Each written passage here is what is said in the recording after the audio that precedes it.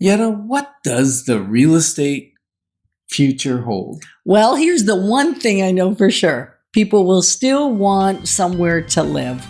Moving forward with the Dekker Team. Moving forward together with the Dekker Team. We are honored that for over 35 years, we've been able to come alongside you, not only helping you sell, buy, and invest over 3,117 times, but coming alongside you to build your faith, build your fun, build your families, your friends, and your finances. So we're thrilled that we can continue to do that as we discover the future story of the real estate market is being revealed at the speed of life. That although it cycles, the real estate market cycles, we've all heard this 7-year cycles, 9-year cycles. There's some truth to that, although COVID threw a little bit of a wrench into the regular cycle. And yet no two cycles that I've seen in the last 35 years or that I've researched over the last 70 years has actually looked the same.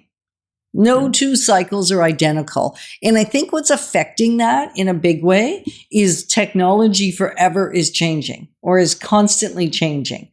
The one thing that's never changed is change. Change is always changing? Change is always changing. And how it changes, I know that sounds like a cliche and it's sort of a tongue-in-cheek, and yet that's something we can be assured of. All right. Well, one thing we're assured of is rates will go up and rates will go down. And now I'm talking interest rates. And it's important to know that, variable rates will go up and down with the Bank of Canada rate, and fixed rates, like your 5-year fixed rate, goes up and down with the bond rate. So they're not always connected. Sometimes the variable rate's less. Right now, the variable rate is higher than the fixed rate. You can get 5-year fixed money for less than you can get a variable rate. Significantly.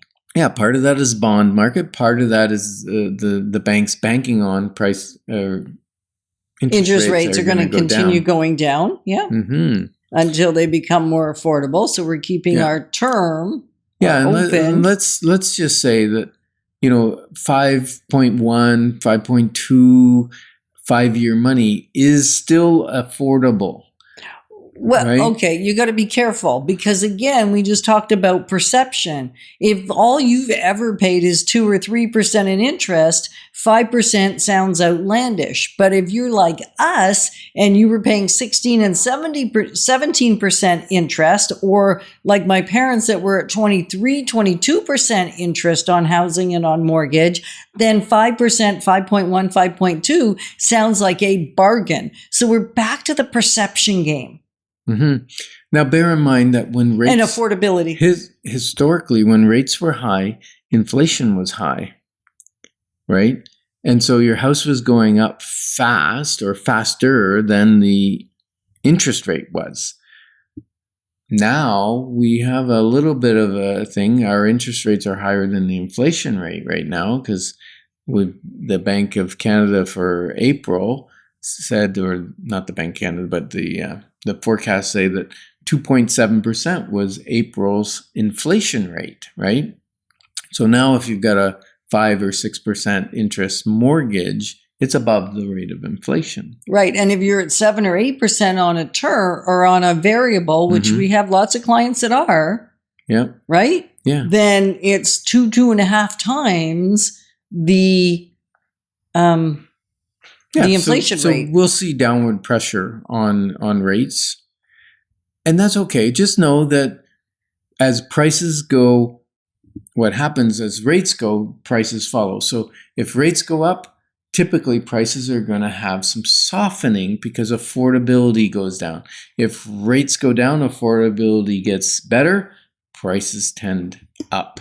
I know, right? Now, based on other factors as well. But exactly. And so what we know is that there's still significant demand. In one of the earlier segments, we talked about the 2 to 3 months of inventory. Right now, we're sitting at about 3 months of inventory, which is still considered to be a seller's market.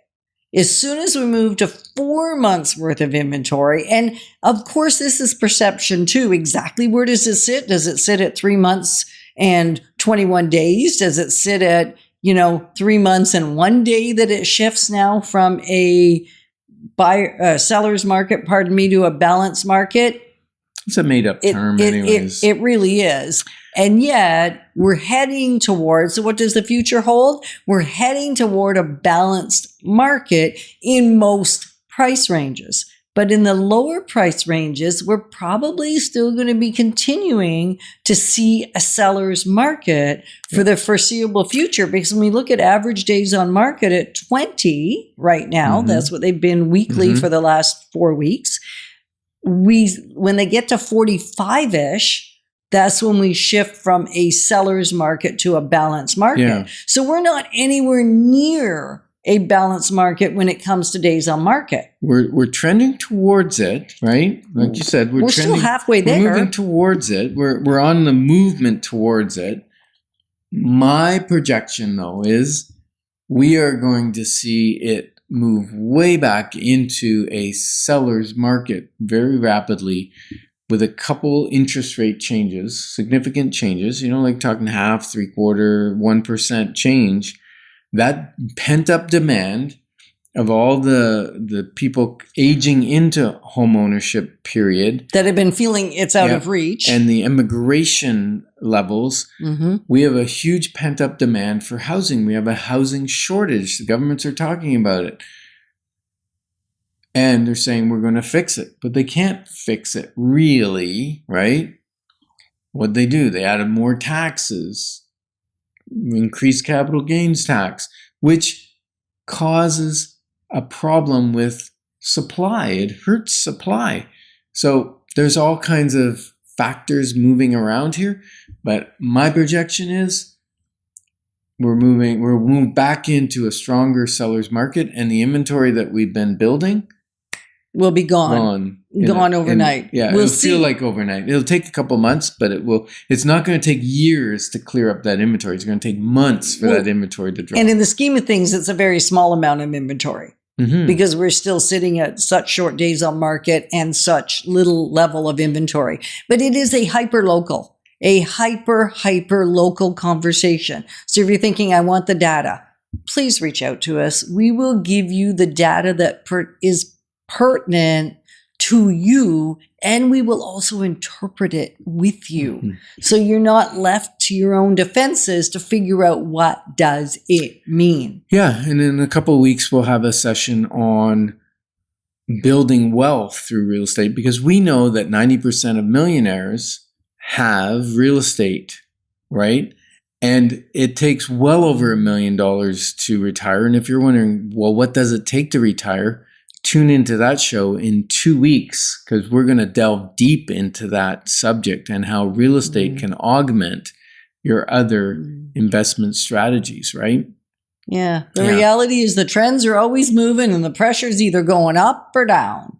Yeah. Change is the only consistent thing, right? That and taxes, but yeah. So change is uncomfortable though. Yeah. And what's the most uncomfortable is when you're sitting on the fence because it's pokey. So if you're thinking, I don't know what to do, just reach out. Whether you're thinking of selling or buying, then let's just help you make a definite decision, even in the midst of change. And we're thankful that you joined us on Life's Inside Track, because when we move forward together, we've got this. Moving forward with the Dekker Team. Moving forward.